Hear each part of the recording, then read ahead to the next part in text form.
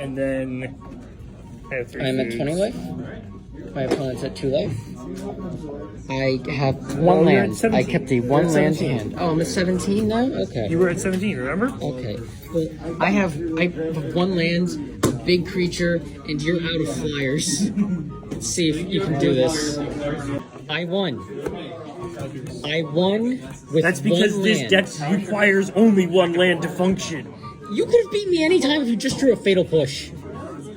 He doesn't run that card? Why would I run that card? Why don't you run that card? It's terrible. You haven't. Why would I run that over Assassin's Trophy? Give me one. Why didn't you play Assassin's Trophy? Because it's in my sideboard. Oh my god. I just beat you.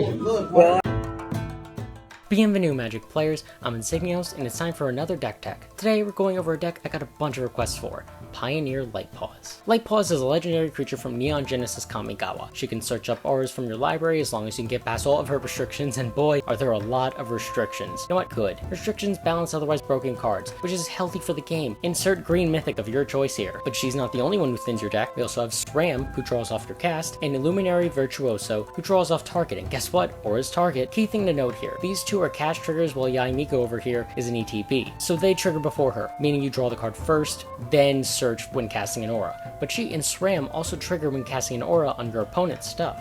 But what is an aura anyway? Well, aura is the energy within all living things. It's even said that some trainers can communicate with their Pokemon through the power of aura.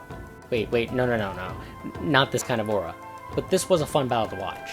Though nowhere near as good as Bidoof versus Staraptor, in my humble, unbiased opinion as a fellow human. Auras are an enchantment subtype that require a target to be cast. If their target leaves before resolving, they fizzle, and if the thing they're attached to leaves play, they get sacrificed. They stay on the battlefield as enchantment, attached to whatever they're enchanting. The main objective of this deck is to cast a bunch of auras onto a single creature, or sometimes several creatures, and swing.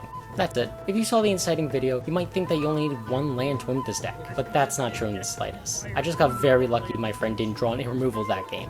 He did in games 2 and 3 though, so... Preferably, you will want to keep a hand with more than 1 land. You know, like a smart person. But the mana curve of this deck is very low because it was originally built using the Pioneer Challenger deck as a base. A deck that came with Lurrus of the Dream Den, a card that is banned almost everywhere. The Precon isn't exactly worth it money-wise, but it's still a great starting point that you can find at most card shops. It comes with all the lands, all the auras, and a bunch of cards to either prevent the destruction of your enchanted creatures or benefit off of it. Ethereal Armor and all that glitters are the best auras in the deck, but only just above the ones that give flying. I run several different auras with the same mana value in order to search up the good ones with Lightpaws, and that tends to work out nicely. And that's the deck. I do deck techs fairly often, so stick around if you want to see more. Maybe one day I'll get access to playlists and you'll be able to see all my old ones.